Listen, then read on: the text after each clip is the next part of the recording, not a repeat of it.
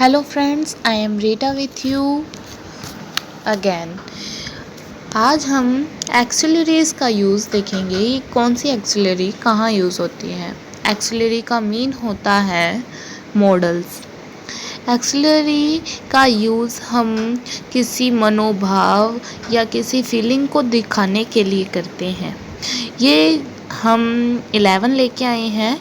11 में सबसे पहले हम कैन का यूज़ देखेंगे। वीडियो स्टार्ट करने से पहले मेरी रिक्वेस्ट है कि आपको अगर एक भी वीडियो अच्छी लगती हो तो प्लीज़ मेरे चैनल को सब्सक्राइब कर दें। ये चैनल इसीलिए इतनी इम्पोर्टेंट चीज़ों के लिए ही बना है। Please subscribe me first of all. अब फर्स्ट वाला पहले देखते हैं कैन। कैन का यूज़ एबिलिटी और कैपेसिटी के लिए होता है। इसको हिंदी में सकता है या सकती है इसलिए यूज़ होता है। You can use my car मतलब तुम मेरी कार यूज़ कर सकते हो। तो इसमें उसकी योग्यता, एबिलिटी मीन्स योग्यता, कैपेसिटी मीन्स क्षमता, उसकी योग्यता बता रहा है कि हाँ भाई तुम मेरी कार यूज़ कर सकते हो। कुड का यूज़ कैन की पास्ट फॉर्म होती है कुड। जब हम पास्ट की एबिलिटी बता रहे हैं कि हाँ भाई मैं कर सकता था, मैं कर सकती थी, तो कुड का यूज़ होता है। जैसे he could dance when he was young, वो अच्छा डांस कर सकती थी जब वो छोटी थी, यंग थी। तो यहाँ पास्ट की एबिलिटी बता रहे हैं इसलिए कुड का यूज़ हुआ है। अगर वो प्रेजेंट की होती तो कैन का यूज़ होता। आगे मे का यूज़ ज़्यादातर कोई परमिशन लेने के लिए और ब्लेसिंग देने के लिए ही किया जाता है। देखते हैं इसके example. It may rain today, यहाँ पे हम जब पॉसिबिलिटी दिखाते हैं ना, बस थोड़ी सी पॉसिबिलिटी, संभावना कि हाँ भाई ये हो सकता है, तो भी मे का यूज़ होता है। जैसे फर्स्ट वाला example, it may rain today मतलब आज शायद बारिश होगी।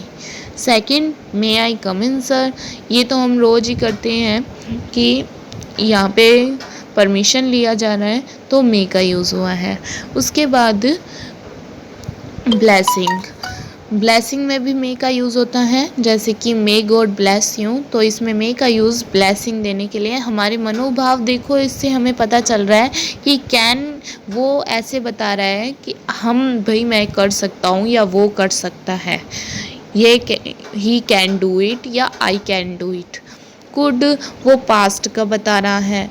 मे वो प्रेजेंट का बता रहा है कि हाँ भाई परमिशन ले रहा हूँ मैं। अगर हम सिर्फ ऐसे बोलते आई कम इन सर, तो ऐसे भी हो सकता था कि मैं अंदर आ रहा हूँ सर, तो फिर है ना हमें कुछ पता नहीं चलता। लेकिन अगर इसके आगे मे लग जाता है तब वो पता चलता है कि हाँ भाई ये हमसे परमिशन ले रहा है, हमें ऑर्डर नहीं दे रहा है, परमिशन ले रहा है।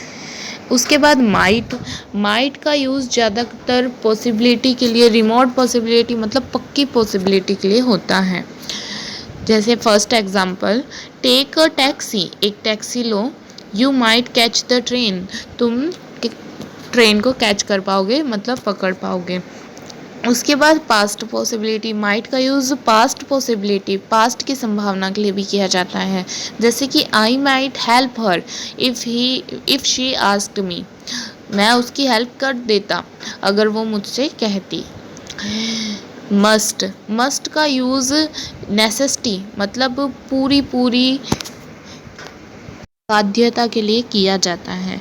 मस्ट को हिंदी में निश्चित रूप से कहना यही कहते हैं कि ये हमें करना ही चाहिए। जब हम इस बात को अपने वाक्य में लाना चाहते हैं तब हम मस्ट का यूज़ करते हैं इंग्लिश में। जैसे कि फर्स्ट है, you must work hard to pass, मतलब तुम्हें पास होने के लिए वर्क हार्ड तो करना ही चाहिए। Second, they are in dress, they must be going to a party, वो ड्रेस हो चुके हैं, तैयार हो चुके हैं, तो पक्का वो कहीं पार्टी में ही जा रहे होंगे। तो ये सर्टेनली मतलब पूरी स्ट्रॉन्ग पॉसिबिलिटी के लिए बोला गया है। मस्ट नोट, हमें प्रोहिबिशन, अपनों ने पढ़ा भी होगा कहीं कहीं पे ये नोट लगे होते हैं, प्रोहिबिशन, बाध्यता। तो इसके लिए हमें ये चीज़ बिल्कुल नहीं करनी, हमें ये बाध्य किया गया है कि हमें ये बिल्कुल चीज़ नहीं करनी। जब इस चीज़ को हम अपने वाक्य में लेके आते हैं तो मस्ट नोट का यूज़ करते हैं। जैसे कि you have a cancer, you must not smoke, तुम्हें कैंसर है, तुम्हें स्मोक नहीं करना चाहिए। तो ये उसने प्रतिबंध लगा दिया, उसने बाध्य बना दिया कि अगर आपको ये बिल्कुल ही नहीं करना। उसके बाद आउट टू को हिंदी में चाहिए भी बोलते हैं कि हाँ भाई ये तुम्हें करना चाहिए। जो मोरल चीज़ होती है, मतलब कि नैतिक कर्तव्य होते हैं, जो हर चीज़ में अपने कहते हैं ना अच्छा आचरण, जो अच्छे आचरण में आते हैं, उसी के लिए आउट टू यूज़ करते हैं। जैसे कि you ought to serve your parents, तुम्हें अपने माता पिता की सेवा करनी चाहिए। तो ये नैतिक कर्तव्य है, मोरल थिंग है, मोरल ऑब्लिगेशन है, तो इसलिए आउट टू का यूज़ हुआ है। You ought to remain honest in matter of money, तुम्हें रुपए के मामले में ऑनेस्ट, ईमानदार ही रहना चाहिए। उसके बाद शुड का मीन्स है ना, जब भी हम कोई चीज़ बोलते हैं कि हाँ ये करना चाहिए, तुम्हें सफाई करनी चाहिए, तुम्हें अपना रूम साफ़ करना चाहिए, या कोई भी ऐसा मीन जिसका मतलब चाहिए होता है, चाहे वो ड्यूटी हो चाहे सजेशन हो, तो उसके लिए शुड का यूज़ होता है। जैसे फर्स्ट है you should obey the elders, तुम्हें बड़ों का आदर करना चाहिए।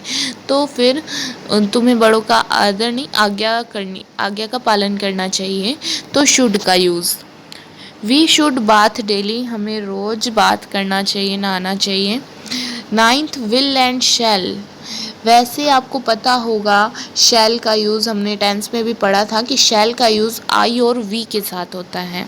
आपको याद हो या ना हो, मैं आपको वापस रिपीट करवा देती हूँ। शैल का यूज़ आई और वी के साथ होता है सिंपली, लेकिन अगर कोई प्रॉमिस हो, डिटर्मिनेशन हो, तो और विल और शैल एक्सिलरीज के रूप में सामने आ रहे हों, तो आई और वी के साथ विल का यूज़ होगा और सभी के साथ शैल का। यहाँ उल्टा हो जाएगा, पहले विल का यूज़ सभी के साथ होता था लेकिन आई वी के साथ नहीं होता था, अब आई वी के साथ विल का यूज़ होगा। जैसे फर्स्ट अपने पढ़ लेते हैं, I will accompany you to Jaipur, यहाँ प्रोमिस हो रहा है कि हाँ भाई मैं तुम्हें कंपनी दूंगा जयपुर में, कंपनी मीन्स मैं तुम्हारे साथ रहूँगा जयपुर में। उसके बाद he shall not attend the class, यहाँ ऑर्डर दिया जा रहा है कि वो ये क्लास अटेंड नहीं कर सकता है, तो प्रोमिस, डिटर्मिनेशन मतलब दृढ़ निश्चय, और ऑर्डर के लिए विल शैल का यूज़ उल्टा हो जाता है। इसके बाद एक नोट भी दिया है नीचे, इफ़ सेंटेंस इज़ इंटेरोगेटिव, अगर सेंटेंस इंटेरोगेटिव है, प्रश्नात्मक है, प्रश्न पूछा जा रहा है, तो आई और वी के साथ शैल ही यूज़ होगा, कभी भी विल यूज़ नहीं होगा अगर वो प्रश्नात्मक है तो। उसके बाद नीडंट, आपको पता भी होगा नीड का मीन्स होता है चाहिए या आवश्यकता है, नीड का मीन्स ये होता है, तो सिंपली नीड नोट का मतलब नहीं चाहिए या आवश्यकता नहीं है, यही होगा। जैसे कि इसमें भी लिखा हुआ है लेक ऑफ नेसेसिटी, मतलब इतनी ज़रूरी चीज़ नहीं है। You needn't worry about me, तुम्हें मेरे बारे में चिंता करने, परवाह करने की कोई ज़रूरत नहीं है। डेयर का मीन आपको पता होगा, डेयर का मीन होता है साहस, तो डेयर नोट का मीन साहस नहीं। लेक ऑफ करेज मतलब साहस की कमी। You dare not meet the officer, मतलब तुम ऑफिसर से मिलने के लिए साहस ही नहीं है तुम में इतना। तो फ्रेंड्स, मुझे उम्मीद है आपको ये एक्सिलरीज समझ में आ गई होंगी और आप पेपर में इसको बहुत अच्छे से करके आएंगे। Thank you so much for watching, thank you again.